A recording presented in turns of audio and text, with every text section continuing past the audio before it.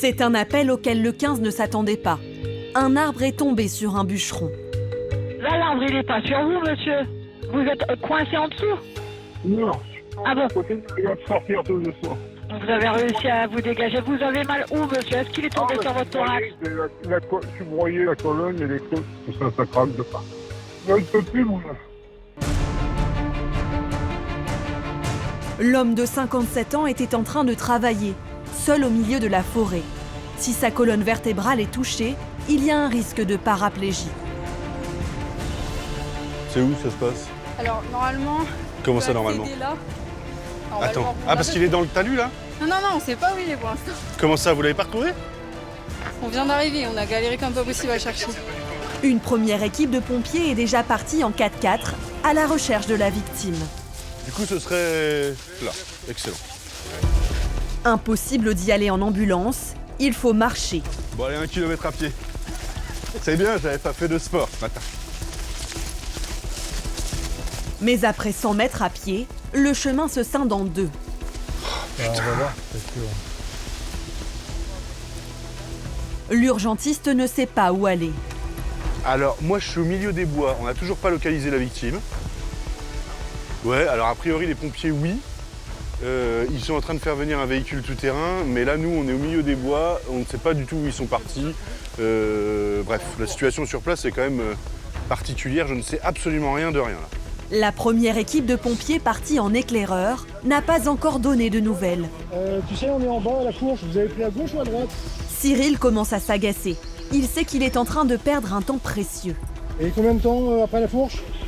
Ok, 600 mètres. Ok, bon, on part à droite alors, ça marche. Mais ils ne sont pas près d'arriver. Putain, on aurait pu prendre le 4x4, on passait largement. Ah là oui, tu passes avec le 4x4. Ah, je suis deg. Après 15 minutes de marche, le 4x4 des pompiers leur redonne espoir. Ils ont retrouvé la victime. Alors, en contrebas, pour le moment, on n'a pas d'accès. Pas d'accès, c'est-à-dire? Avec le véhicule ou? Avec la voiture, ils ont dû galérer déjà, eux, à y aller. T'as des gars à toi avec? Bah, en fait, ils sont passés par là à pied. Ouais. Ils sont descendus au pif, en fait. Oh, Et en fait, il doit être en contrebas, là. d'accord. Non, c'est rare que ce soit autant difficile de retrouver la victime, mais là, le bois est assez touffu. Au début printemps, c'est un peu compliqué. La galère continue. Ils vont devoir traverser les broussailles pour rejoindre la victime. Putain, il y a un jour où j'oublie mes rangers, c'est aujourd'hui. D'habitude, on est dans des pavillons propres. Le bilan s'aggrave. Ben non, on tourne en rond, là. D'accord. Je pense qu'on tourne en rond, là, on est d'accord. On enverra les chiens pour nous retrouver. Après 20 minutes de marche, ils trouvent enfin le blessé. Allongé sur le sol et souffrant beaucoup. Donc, c'est quel arbre? Quel arbre? Celui-ci là. Ok, ça marche. Alors c'est cet arbre-là, il s'est retrouvé là-dessous, c'est ça? Ouais, il a coupé avec sa tronçonneuse et après, il a pris l'arbre sur lui. C'est resté sur lui, il a réussi à se dégager. Difficile d'imaginer que le bûcheron ait pu se dégager seul d'un arbre aussi lourd. Au niveau du rachis douleur, il a du mal à bouger ses membres inférieurs. Il est resté conscient depuis le début. Il a pris un coup sur la tête ou pas? A priori, non. Monsieur, je suis médecin. Vous avez mal quelque part là ou pas? Vous avez mal où? Dites-moi. Ok. D'accord. Là, cette épaule-là, là? Oui. Ok. Vous avez pris l'arbre de plein fouet sur vous, comme ça? Derrière, voilà. Ici, là. Et la tête, elle a tapé ou pas du tout? Ok, vous êtes sûr de ça? Vous êtes resté conscient tout du long? Vous avez mal à combien sur l'échelle de 0 à 10, monsieur? 9 direct. Ok.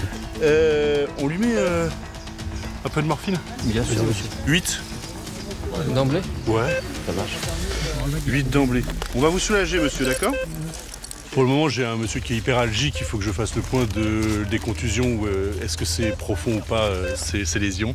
Et puis surtout, l'urgence, c'est de le soulager. T'as envoyé la morphine? Ouais. C'est bon. Excellent. Être écrasé par une telle masse ne peut être sans conséquences. Cyril soupçonne des lésions internes. On est en train de vous faire une échographie, monsieur. Ouais. Je cherche si monsieur saigne à l'intérieur, si j'ai des signes de gravité. Respirez fort. Bon, il y a un pneumothorax. Pas de saignement dans le ventre, mais des contusions importantes au niveau de la poitrine. Chef, votre poumon, il est décollé à droite. C'est-à-dire que c'est probablement un pneumothorax. Vous avez pris un gros coup, c'est assez attendu, d'accord? Vous me dites que ça a craqué au niveau des côtes, c'est ça? Oh, c'est possible. Dans la colonne aussi? D'accord, je vais faire le point. Vu les circonstances de l'accident et ses douleurs au dos, l'homme a peut-être aussi des lésions de la moelle épinière. Ouais, c'est ici que vous avez mal. Ok. Les jambes, elles bougent, monsieur, ou pas? Ok, ça marche. Vous les sentez toujours? Cyril est rassuré, pas de signe de paralysie des jambes. Mais le traumatisme est important. Il va falloir qu'on extrait le monsieur, qu'on l'envoie au CHU parce qu'en fait il y a un trauma thoracique et un trauma rachidien. Donc c'est un monsieur qui est polytraumatisé. Pour le moment on n'a pas d'autres éléments parce qu'on n'a pas de scanner. Devant la gravité des blessures, l'urgentiste a demandé une évacuation en hélicoptère. Mais impossible de se poser au milieu des arbres. Attends, c'est en train de se préciser. Ouais, on a 15 mètres près, ouais, c'est bon. Tu les as, David? On est à 15 mètres près. Ouais mais en fait j'ai besoin de transmettre à mon régulateur où est-ce qu'on pourrait se poser. Le nord par là. Ouest. Bon, on sort nord-ouest. On va sortir là, c'est ça? Ouais. Si on sort par là, on va être nord-ouest. Ouais. Nord-ouest, excellent. Excellent, on envoie ça. Mais la première difficulté va être de sortir la victime de la forêt en la portant, car le terrain est vraiment escarpé. L'un des pompiers s'est d'ailleurs blessé à l'aller. Ça fait le poignet. C'est vrai? T'as fait ça où, là? Là, en tombant, là, j'ai pris une racine et puis je tombe. Ah. Tu l'as déjà fracturé? Je te fais mal? Non. Ok, Ouais, c'est là que t'as mal. Ouais. Ouais, c'est pété là en fait. Il t'est fait une styloïde. Ouais.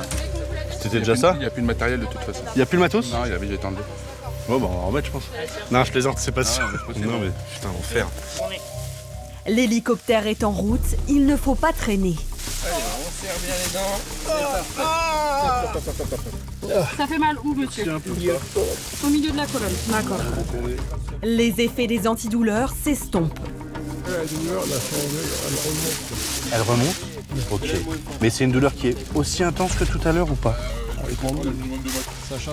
L'infirmier injecte à nouveau de la morphine. Attention pour lever. Il reste encore 200 mètres à parcourir entre broussailles et branches. Un dernier obstacle se dresse devant l'équipe. On n'alourdit pas le bilan. L'avantage, c'est que chez les chauves, c'est facile à suturer. La sortie, du coup, là, c'est bon. Bon! Tout le monde. Le 4x4 des pompiers s'est garé en bordure de champ. Un terrain très accidenté. Le retour risque d'être effroyable pour le bûcheron. Donnez-moi un chiffre. 7. Il y a eu un léger. Attends, je te passe le médecin. Bouger, c'est pas terrible. Monsieur, je vais vous mettre un médicament pour vous soulager plus efficacement, d'accord? La kétamine, c'est un antidouleur puissant. C'est plus puissant que la morphine. On est dans un champ non carrossable, donc ça va être un petit peu pénible. Et on ne peut pas faire autrement pour que l'hélico se pose dans de bonnes conditions. Donc du coup, on est obligé de le soulager correctement. C'est l'hélicoptère du SAMU d'Amiens qui va prendre en charge la victime. On le sort? C'est bon? Ça va la douleur là? Ça va la douleur là? Ouais.